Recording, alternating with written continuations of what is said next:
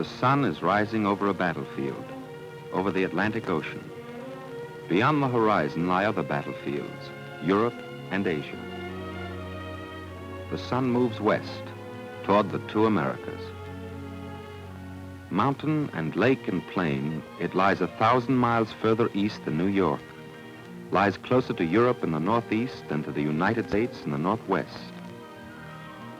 It is not one place, it is 1,000 places. Light strikes the palms at Natal. Morning begins over a continent.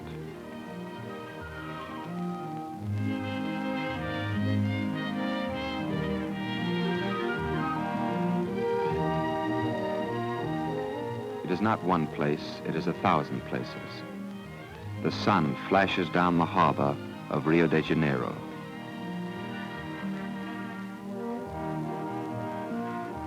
The continent of South America.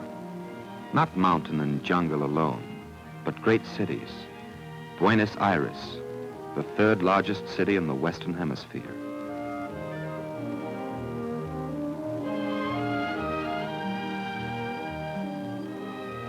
"2,000 miles to the northwest, the sun glints across the mighty Amazon.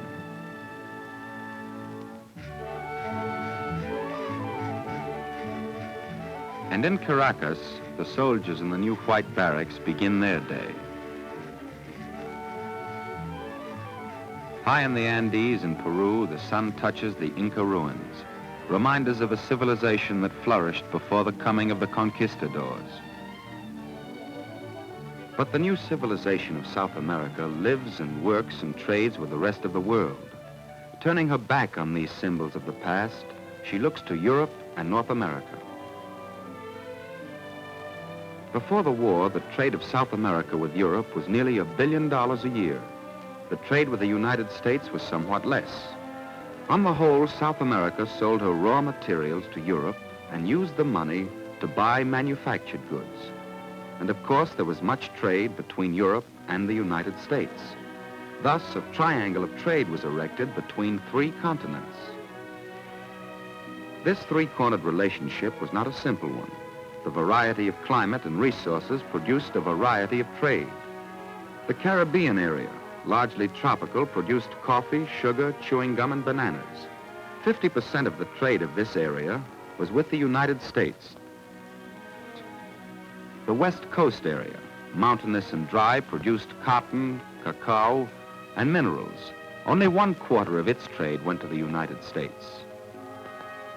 The Amazon area of Brazil sold manganese, cacao, and coffee to the United States, but a great deal more coffee and cotton to Europe. The temperate area of Argentina, Uruguay, and Paraguay produced beef, wheat, corn, and wool, and sent these products almost entirely to Europe until the Second World War began. The guns of destroyers and the torpedoes of submarines struck at this triangle of trade until it broke, until the broken ends coiled back on South America to strangle it with the death of trade. In the harbor at Puerto Cabello lie silent ships, German ships burned by their own crews. Italian ships covered with seaweed. They are experts at destruction, but their Europe can no longer trade with South America. Their ships hold nothing but ashes. And month by month, the weight of surpluses began to pile up. Cotton of Peru, cotton of Brazil, cotton once used on the looms of Europe, bale after bale, each bale a field of cotton.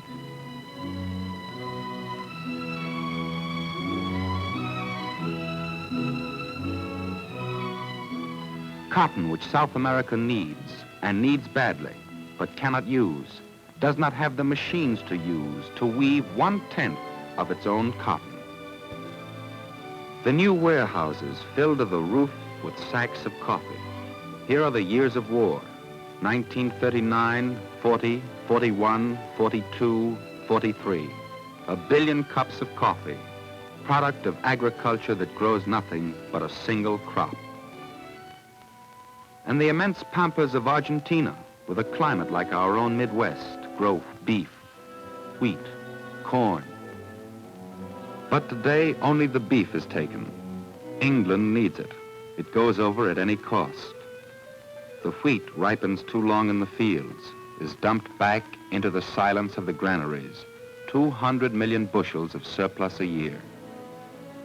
Countries which depend for their life on 1 or 2 or 3 crops feed these crops at last only to the rats in the field.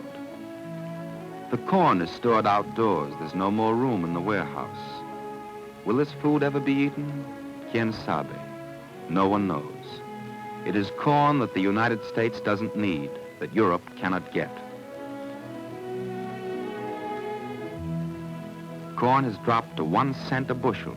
Corn is cheap. Corn can be bought by the wagon load, left on the cob till it grows dry and hard in the sun.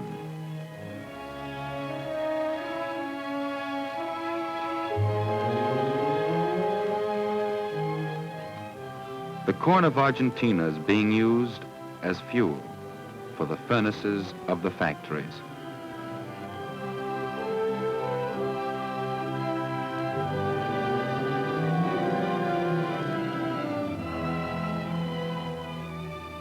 South America needs this food but cannot get it. She lacks trains, roads, trucks to move it. And in Europe there is war. The blacksmith burns corn on his forge. The surpluses of South America are burning.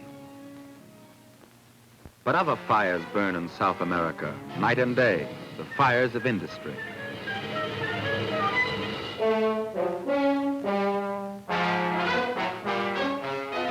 The United States is at war. The United States needs masses of raw materials to forge into weapons. Asia and Africa are far away. The United States looks to South America.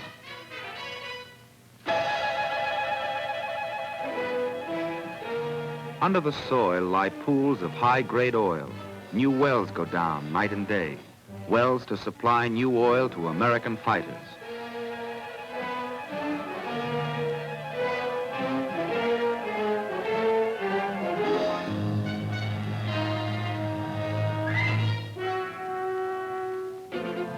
The new well begins to pump.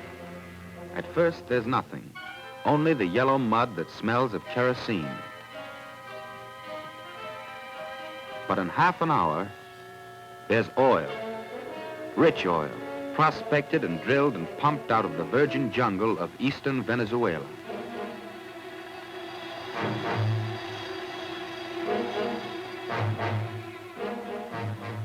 And in the Chilean desert, life. Once more, they are blasting nitrate out of the desert. Nitrate and iodides, bismuth and antimony. The ore is blasted and scraped and dumped out of South America. From mines 3 miles high, beryllium, vanadium, tungsten, flat cars loaded with tin, down from the plateau of Bolivia to the seaports of the United States. And in the Cordillera of Chile, where the hills are solid copper ore, in the largest open mine in the world, there's a warning.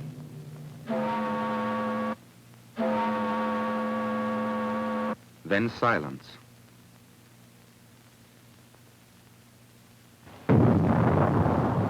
Day and night, the copper is blasted out. Copper is needed for shells and bullets, for gun parts and radios. The war boom is on.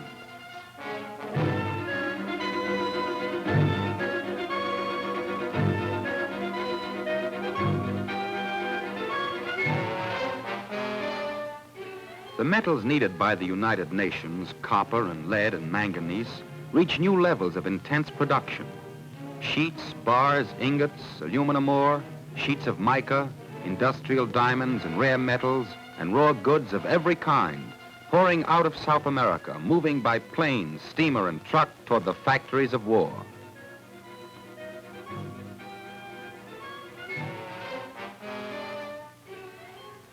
It is still morning over South America, but there is no war boom here. There is only one road into this town. There is only a market. 9 out of 10 in South America live near towns like this. 9 out of 10 have never seen a mine or an oil field. They live by the earth and by the labor of their hands. Their lives have always been hard.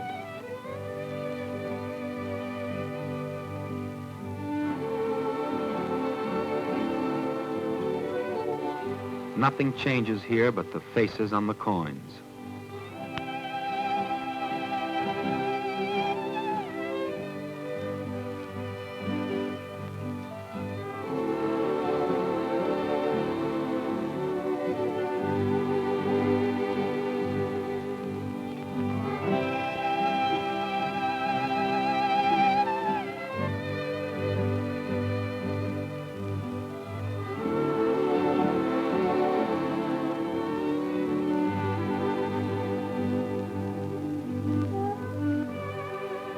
The people of South America are as fine and capable as any in the world, but their beauty is weakened by disease, and their children too.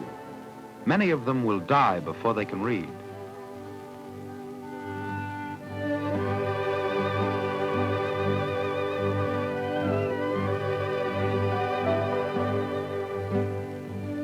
In this market, the meat is transported and sold in the open, without refrigeration.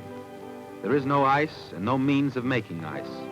In this market, the cheapest food is still the food of the Indians: potatoes, yucca, and other starchy roots.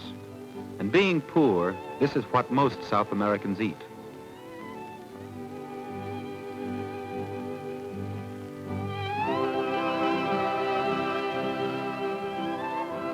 Potatoes, dry corn, kernels of starch to be ground into bread.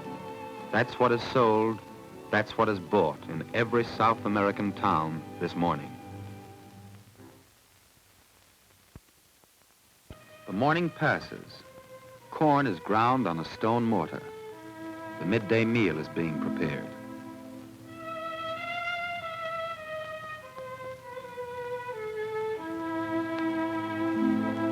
Mother needs water. There is no source of water in the house. Her oldest daughter takes the can, goes half a mile to the town pump.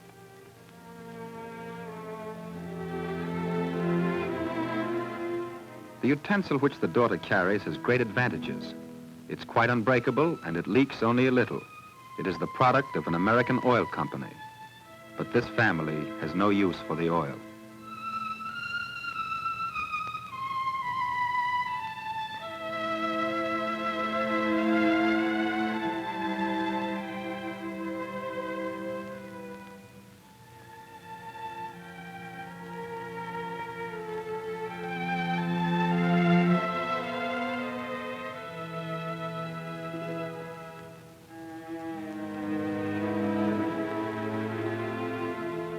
The meal is ready.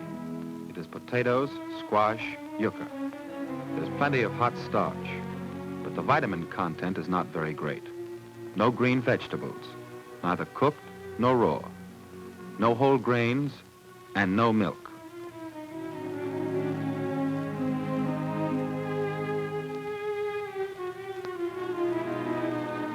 The baby gets sugar and water.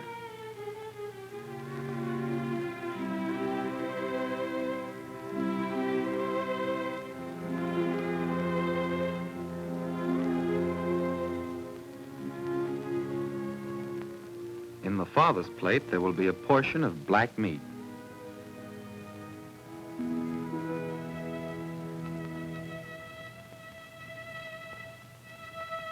So the meal ends, and the afternoon begins, and work begins again. They are making pack saddles for mules, for only mules connect this town with the world around it.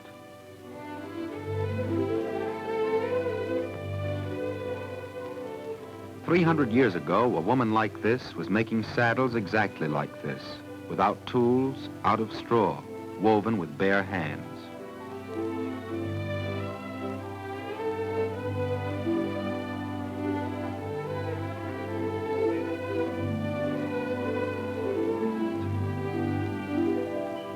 The people of South America, in the great majority, live not by wheel and gear and kilowatt, but by hand and foot and back, using bone tools, taking weeks and weeks to weave a single garment.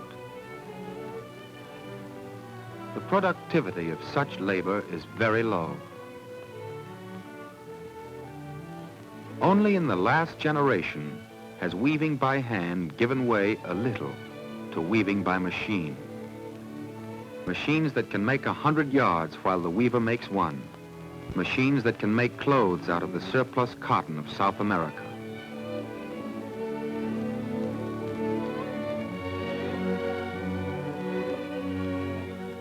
Bright new factories making cloth, textiles, paper, even cement and glass.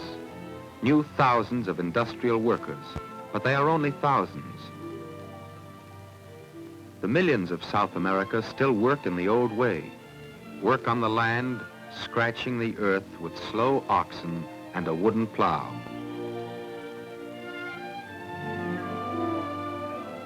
Under the hooves of horses, the grain is threshed. The chaff is thrown to the wind with a wooden fork.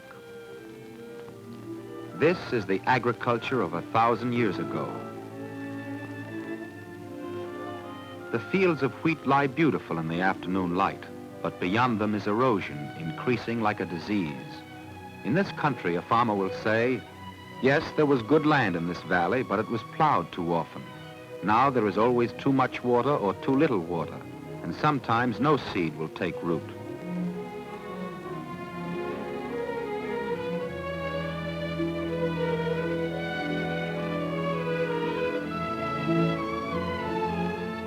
The sun is bright, the air is good, but the rate of illness is high.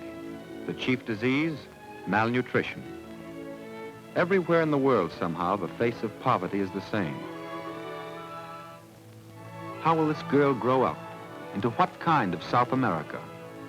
Perhaps the answer is here, in the continent itself.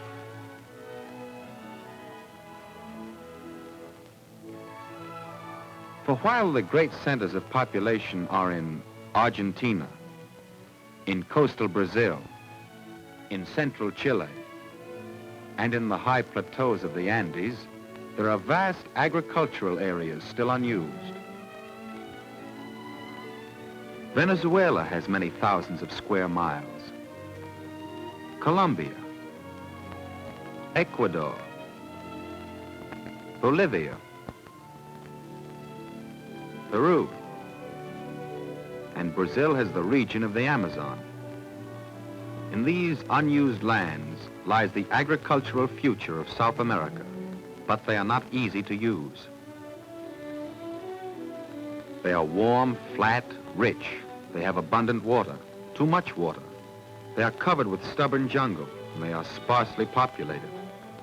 In some areas, as little as one family per square mile.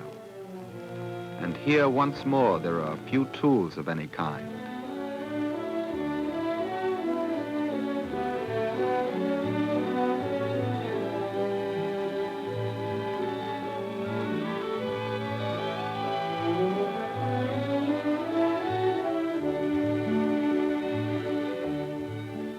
Around them is the silence of the jungle, a land without winter, breeding place of plant, animal, and human diseases, hot and moist, crawling with life and with the enemies of life, with insects that can devour a crop from roots to leaves.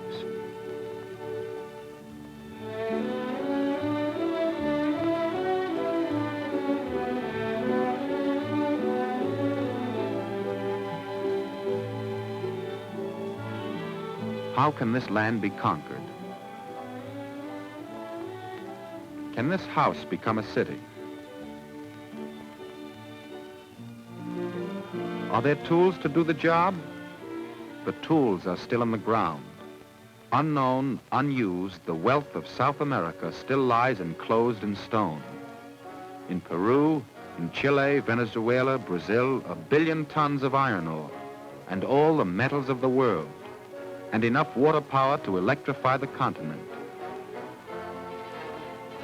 With these resources, South America can open the doors of the 20th century.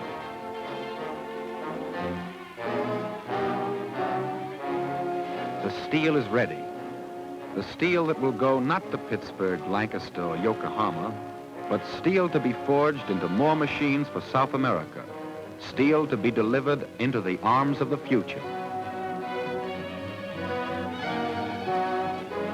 From the United States And from these South American shops will come the machines that will convert the unknown and undeveloped areas into human use, convert cotton into clothing, rubber into tires, steel into machines to make machines. For half of South America is still a wild frontier. Not enough roads, not enough men, not enough tools. The work has just begun. The work of road builders, the work of health engineers, the work of soil experts, the work of planting in the new fields of the Amazon Valley.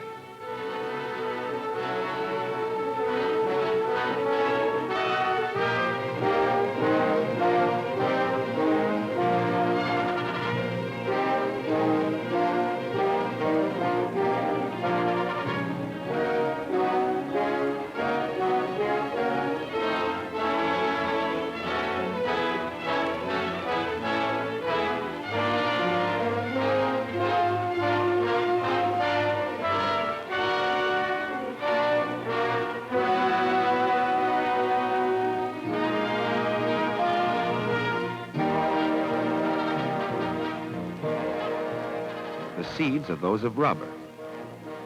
The young tree has the kind of root that will resist disease, but it yields little rubber. So the bud of another variety of tree, whose root is weak but whose trunk gives a high yield of rubber latex, is grafted onto the healthy root.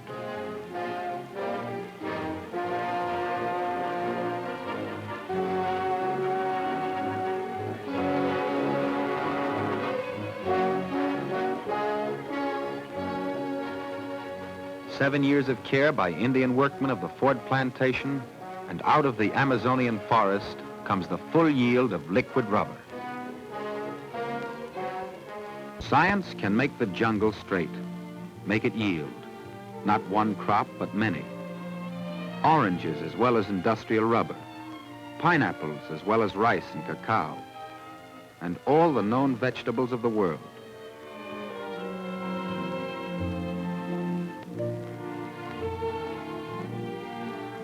When the richness of South American soil bears the full harvest, not of one or two crops for export only, but all the variety of human food, when the farms of South America are planned to feed men, not ships, then the children of this continent will have something to inherit. But none of these things are complete. They have just been started. And no measures of industrialization or of improvement for agriculture, no measures to raise the living standards of the South American people are possible without transportation. There are some railways, mostly in Argentina, but the mileage is small, and sometimes key links are broken for months at a time. The network of highways is small, and roads are often washed away in the rainy season. There are steamer routes, but mostly to other continents. The vastness of the continent is still impenetrable. The great rivers of the Amazon system, sometimes as wide as 200 miles, are still used mostly by small craft, by native canoes, or not used at all.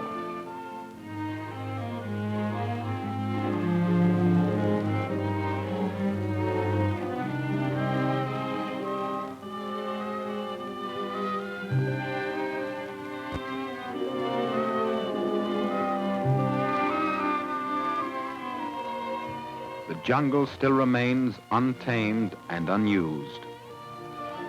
The western desert, dry and dangerous, is a storehouse of metals and chemicals.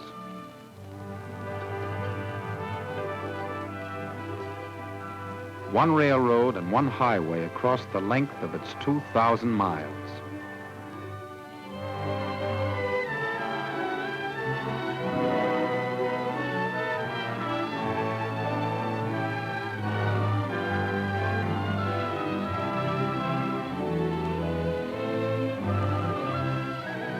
Roads have been cut and twisted across the cold passes of the mountains, but the roads are few. The Andes still hold like a wall, the second highest in the world.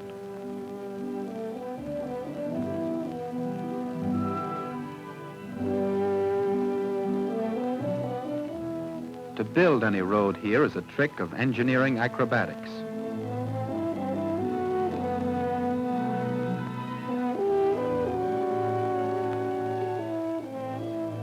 It is not easy to drive along these cliffs, to follow the chasm of these twisted rivers. The vehicle must be short, the motor powerful, the load not too great. To travel 10 miles in air distance, there may be 100 miles of curves and grades. It is not easy to base an economy on roads like these.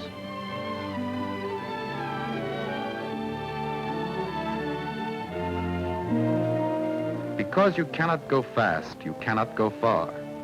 The corn of Argentina burns and the coffee of Brazil rots, while each valley tries to live alone. The things people need are still carried on the backs of mules.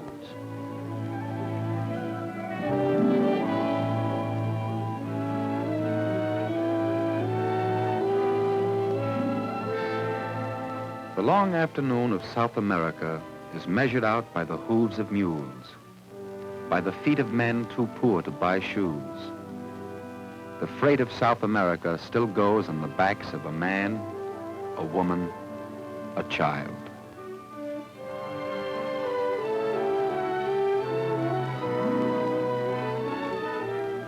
While this woman climbs, 5 centuries pass, and above her head there stands a bridge, the bridge of air itself, the bridge that springs toward the future.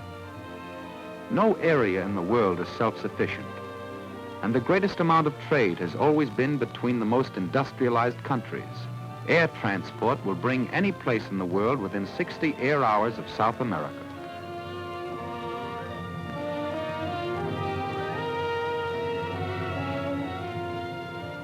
Let us watch the future as it begins.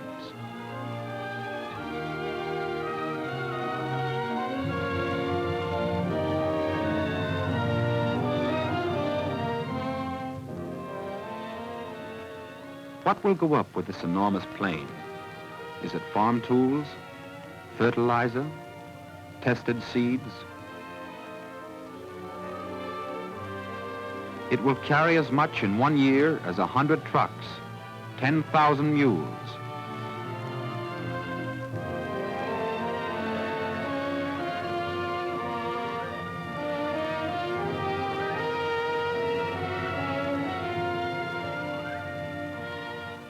Is it books, charts, microscopes for a new college, or whole tractors moving up to replace the last of the wooden plows?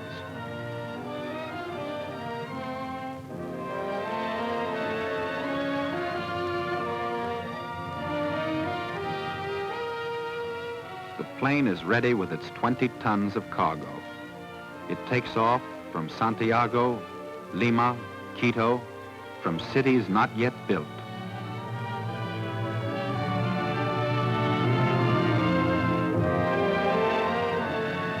Workmen of Ecuador multiply this plane 1,000 times. Multiply it, miner of Bolivia. It skips the jungle, uses the shortcuts of the air. The Indian of Brazil will be the neighbor of a woman and child in cold Peru. Above their heads, a motor flies in the softness of the air.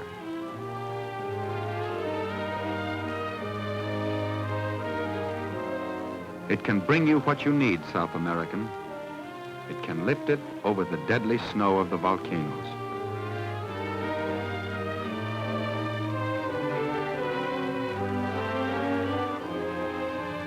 Here there are no obstacles of mountain, swamp, or desert.